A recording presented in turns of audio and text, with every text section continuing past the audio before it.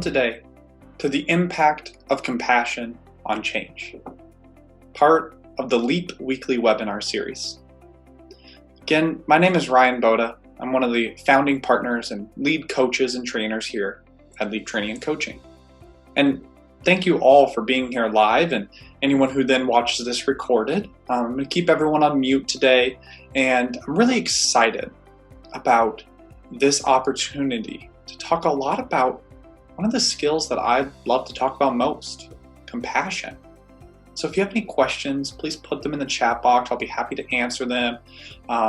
If you have a question and this is recorded, feel free to just shoot a question over to me. I would love to answer it because I think that compassion is one of the biggest skills we need to develop as leaders, as contributing members of a team, as organizations, as members of society. Compassion is a skill set that we foster and grow throughout our lives. And there's some research and belief and some studies through the Dalai Lama. And the Dalai Lama stated that their belief was that if we could teach compassion, true compassion, to one entire grade, meaning every student in the nation in kindergarten, if we could truly teach them compassion through their 12 years, that we could completely change an entire generation to come. Compassion has so much power and impact. And so not only do I just want to speak to the concept of compassion, right? To the idea that having compassion for another, for ourselves, self-compassion, is such an important aspect of the way that we function every day. And now, when we look at it in terms of this presentation, this webinar here today, the impact of compassion on change, we start to understand that by just factoring in a little bit of compassion to what we do, especially when handling change, you're going to see the entire neurochemistry change in somebody. And that's what's so neat, is that compassion is both an art form, which we'll talk about, but it's also a science. And the reason is that the science of compassion is so interesting. And there's a lot of research out there that talks about it's time to start moving concepts like empathy and sympathy to the concept of compassion.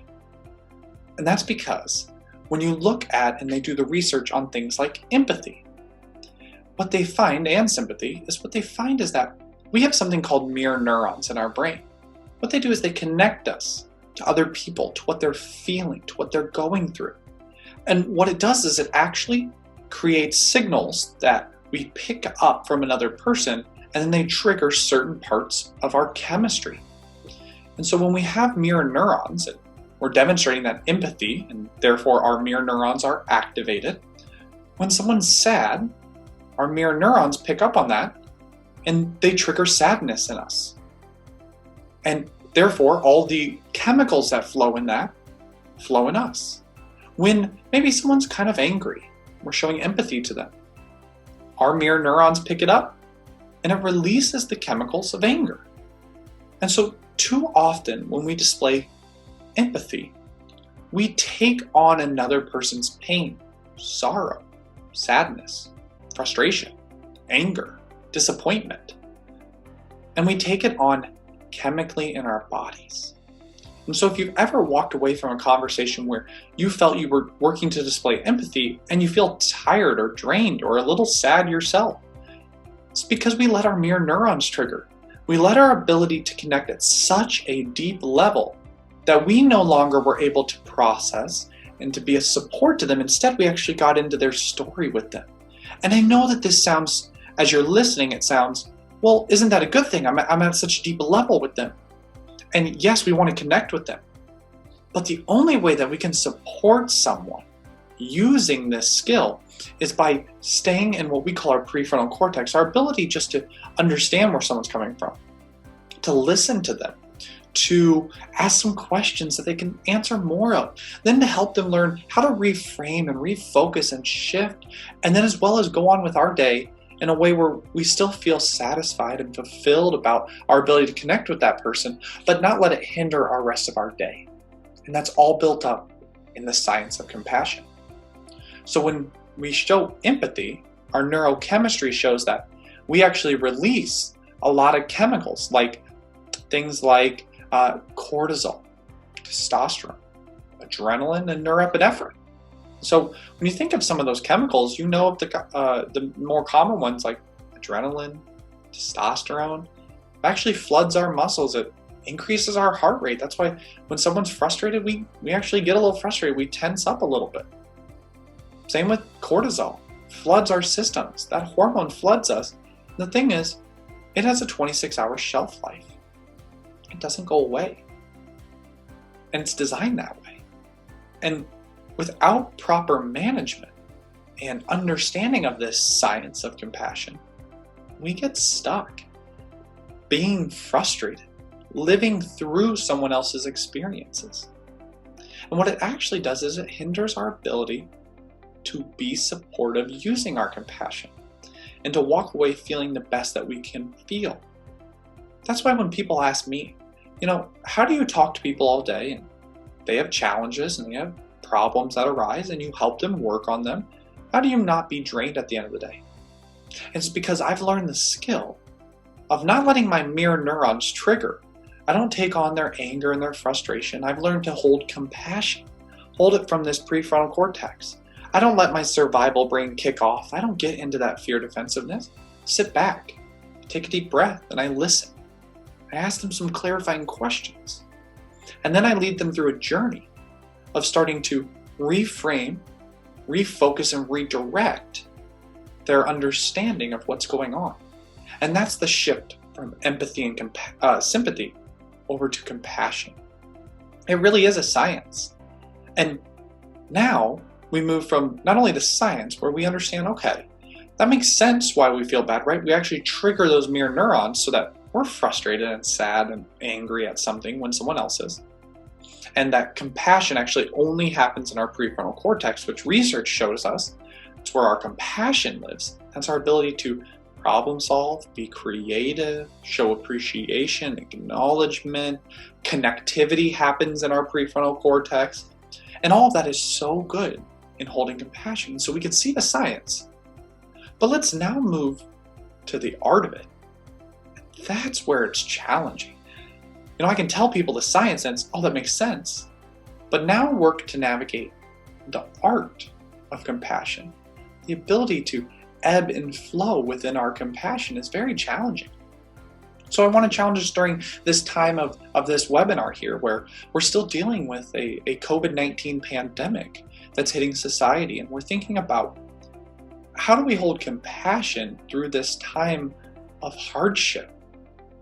And really, as a nation, there are times where we've demonstrated high levels of compassion. When everything first hit months ago, the high levels of compassion were shown through our ability to say, how do we help our fellow neighbor?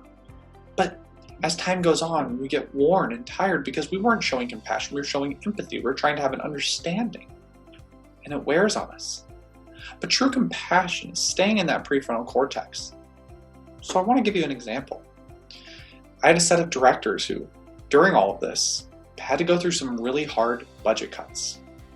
And it was one of those things where we met with a group of 5 of them, and they were talking all about the budget cuts, and they were talking about how much of a state of fear they're in, how worried they are, and how much they were not looking forward to talking to their team about these budget cuts. And I asked them, have you shared with your team your concerns? They all looked at me and said, no, we can't share with our concerns. That makes me look weak. And I said, no. Take a deep breath. What does it mean to you as a leader and for your leaders to show vulnerability, to say, you know what, I understand where you are because I'm there as well?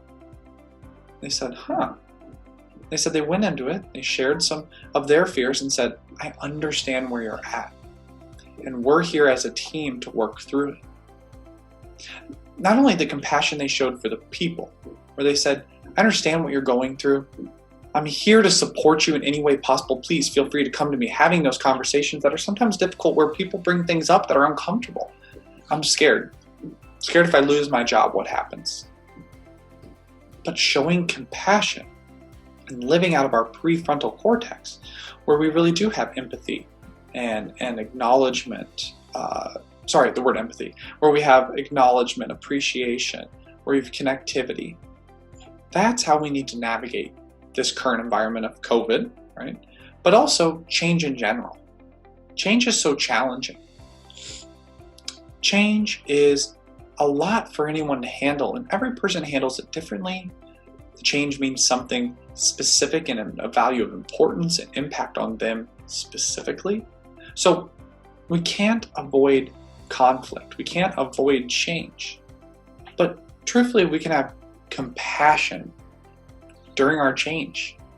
It's really hard to go through change. And by actually understanding people is important. And so we have a few principles that we really talk about when we look at how to hold compassion during times of change. And the first one talks a lot about that we really need to use encouraging words. What that looks like is that when we talk about change, we need to talk about encouragement through the process, that we understand where you are right now. We understand where we are in this process of, okay, here's A and here's B, and we've got to move over to here. We understand we're stuck right here and we're in a challenge. But using encouragement is an ability to say, hey, we're going to get there. There's a vision. There's an outcome. Yeah, we're stuck right now. We're struggling, but we're going to get through this together. The second thing we talk so much about is about listening to others. So much of compassion is taking a deep breath and trying to truly understand where someone else is on their path through the change. And companies and organizations, leaders and teams can really demonstrate this by simply setting up a process for listening to others. Give them space for feedback. Do regular check-ins where all your goal is to learn, what are they experiencing? Where are we at from point A to point B? What's getting in the way? What little obstacles, road bumps, speed bumps are getting in the way that I or we can start to help alleviate? So truly listening to others. What that means is that you sit back, you take a deep breath, and you really listen. And you're curious and you ask them, tell me more about that. And you do it from a lens of that compassion. I'm not going to judge them. I'm not going to look down on them. Instead, I'm going to have true compassion for them. And the last thing we talk about is very simple. It's show kindness. I know it seems funny that we would need to talk about kindness as adults, right? We teach kids, be kind, be kind. But as adults, we need to remember, demonstrate kindness in all that we do. The ability to impact our conversations, our change management practices is simply showing kindness. When someone messes up, why get frustrated? When we show just a hint of kindness, it really supports someone moving down the path of change. They feel loyal, they feel connected, they feel heard. It's simple. Demonstrate compassion. Be kind. It helps the process so much more. It keeps us in that prefrontal cortex that allows us to connect, engage, acknowledge, appreciate, problem solve, creativity, brilliance, all the wonderful things. Be kind. My last thing is from one of our clients who they actually had to let a large portion of their workforce go during this situation, and they're completely transforming the way that they do business. They're going to cut the amount of people, change the work. We looked at how can we hold compassion in our hearts at the deepest level for the change we're going through.